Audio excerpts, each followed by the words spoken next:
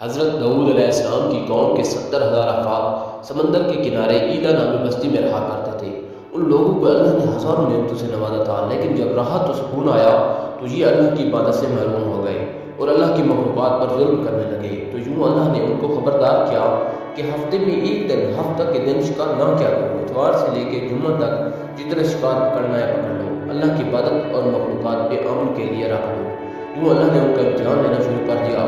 وہ اتوار سے لے کے جمعہ تک سمندر میں مچھلیاں پکڑنے لگتے تو مچھلیاں زیادہ مقدار میں ہاتھ نہ آتی، اور ہفتے کے دن سمندر کو دیکھتے تو ان کو بڑی بڑی مچھلیاں نظر آنے لگتی۔ ان لوگوں میں سے ایک شخص کو شیطان نے بتلایا کہ پریشان کیوں ہوتے ہو، میری ترکیب پہ عمل کرو، تم شکار سے کبھی محروم نہیں ہوگے۔ تو بس شیطان کے کہنے پر اس شخص نے ہفتے کے دن کانٹے لگا کے ڈوری کو سمندر میں ڈال دیا تاکہ مچھلی پھنسے، اور شیطان نے کہا اس مچھلی کو تم اتوار کے دن نکالنا، اور یوں ہفتے کی حرمت بھی باقی رہے گی اور تمہارا شکار بھی ہو جائے گا۔ بس شیطان کی بتائی ہوئی ترکیب پہ ہفتے کے دن مچھلی پھنسی رہتی اور وہ اتوار کے دن نکالتا اور خوشی سے کھاتا۔ جب اس کے آس پاس کے لوگوں نے پوچھا تو ان کو بھی یہ ترکیب بتانے لگا، اور یوں اس قوم کے کچھ لوگ ہفتے کے دن مچھلی پکڑنے کے لیے جال پھینکتے اور اتوار کے دن نکالتے، اور کچھ نے تو اس سمندر میں سے نالیاں بنا کے چھوٹے چھوٹے تالاب بنا دیے تاکہ ہفتے کے دن جیسے ہی مچھلیاں یہاں سے گزریں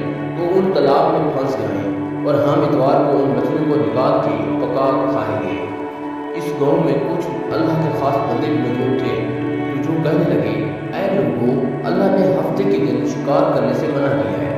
یہ جو تم جال پھینکتے ہو یا چھوٹے چھوٹے تالاب بناتے ہو، ان میں ہفتے کے دن اگر مچھلی پھنستی ہے تو یہ شکار ہفتے کے دن کا ہوگا۔ اللہ کے عذاب سے ڈرو، اللہ کی نافرمانی نہ کرو۔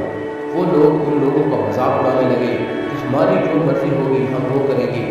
آپ ان بستی میں 3 گروہ بن گئے۔ ایک دن 70,000 میں وہ لوگ تھے جو نافرمان لوگوں کی بار بار اصلاح کرتے، دوسرے وہ جو لوگ سے نفرت کرتے تھے اور خاموشی اختیار کیے ہوئے تھے، اور تیسرے وہ جو گمراہ ہو کر اللہ کی نافرمانی کر رہے تھے۔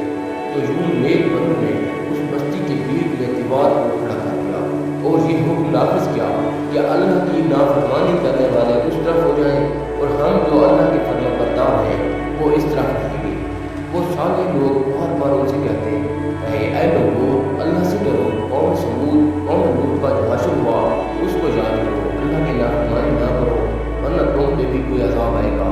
وہ سارے نافرمان جن کی تعداد 12,000 تھی سب ہنستے رہے کہ یہ تو سب کتابیں کھاتے ہیں، ہم پہ کوئی عذاب نہیں آئے گا۔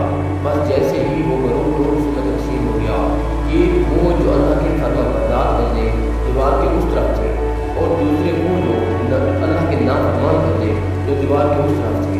وہ نافرمان پوری رات ہنستے رہے، مذاق اڑانے لگے، اور وہ اللہ کے خاص بندے دیوار کے اس طرف اللہ سے معافی مانگنے لگے۔ بس جیسے ہی صبح ہوئی، ایک سارے انسان اٹھے